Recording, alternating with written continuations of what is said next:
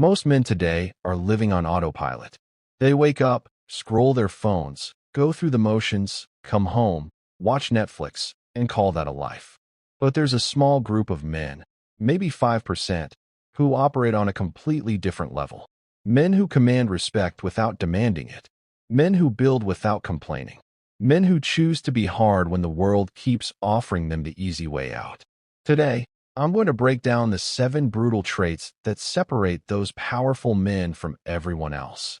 And by the end of this video, you'll know exactly which traits you need to develop, because the truth is, none of these are things you're born with. Every single one is a choice. Let's get into it. Trait number 1. They embrace discomfort as a daily practice. The average man runs from discomfort. The powerful man hunts it. Here's something most guys don't understand. Your comfort zone is not your safe zone.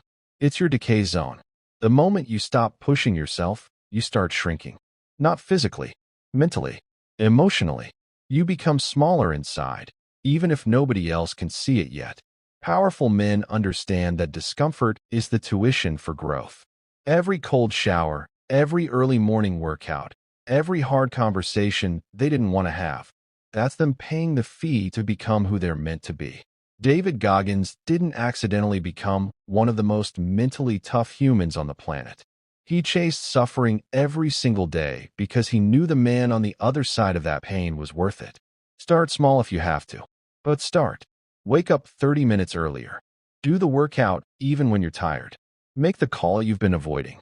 Every time you choose discomfort over comfort, you make a deposit into your character account. And that account, it compounds. Trait number 2. They take radical ownership of everything. Let me ask you something.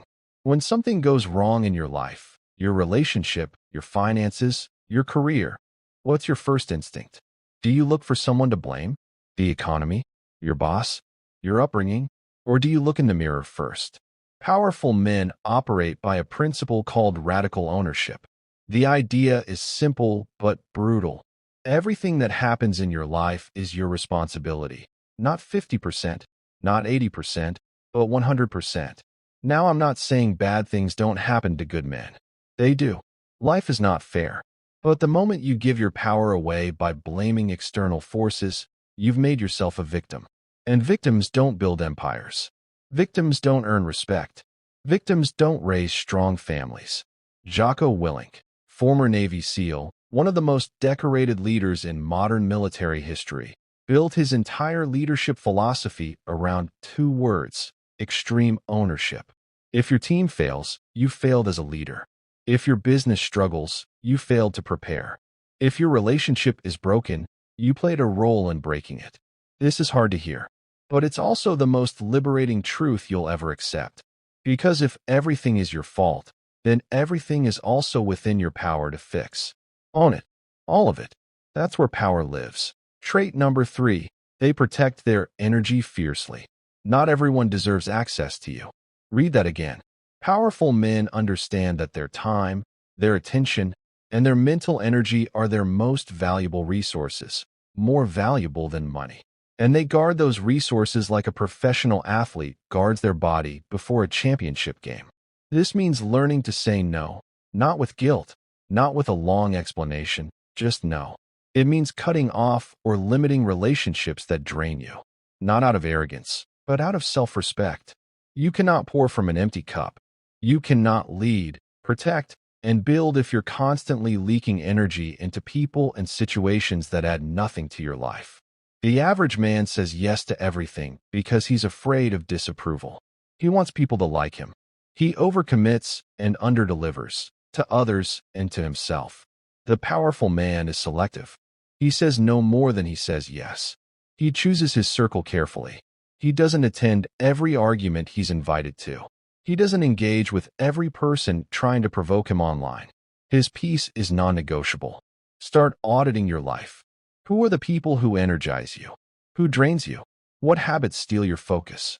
What content are you consuming every morning that shapes how you see the world?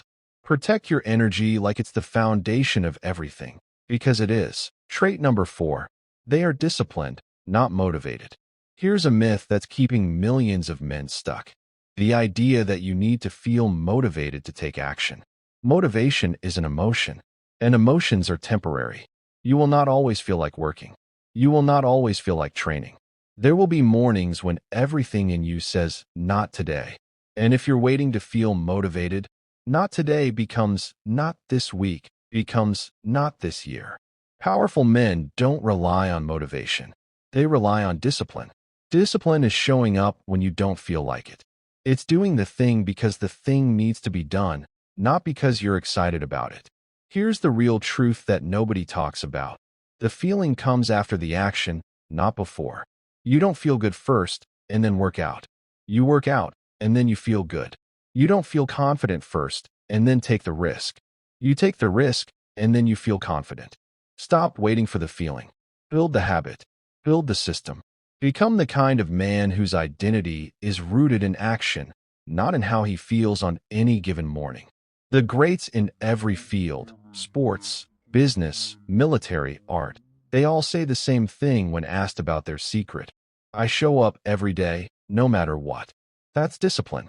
And discipline will take you further than talent, intelligence, or luck ever could. Trait number 5, they build in silence.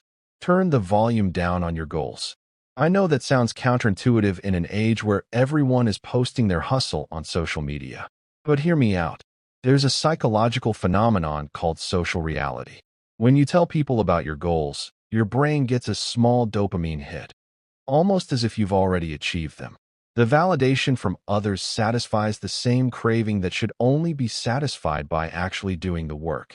Powerful men build in silence because they understand that results speak louder than announcements.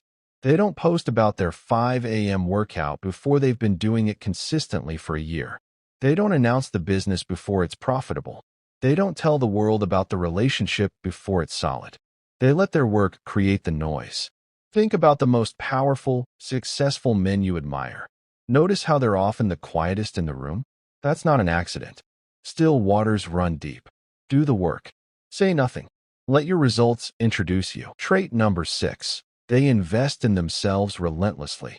The average man spends his money on things. The powerful man spends his money, and more importantly his time, on himself. Books, courses, coaches, experiences, skills, health, mental clarity. The powerful man treats self-investment as a non-negotiable line item in his life budget.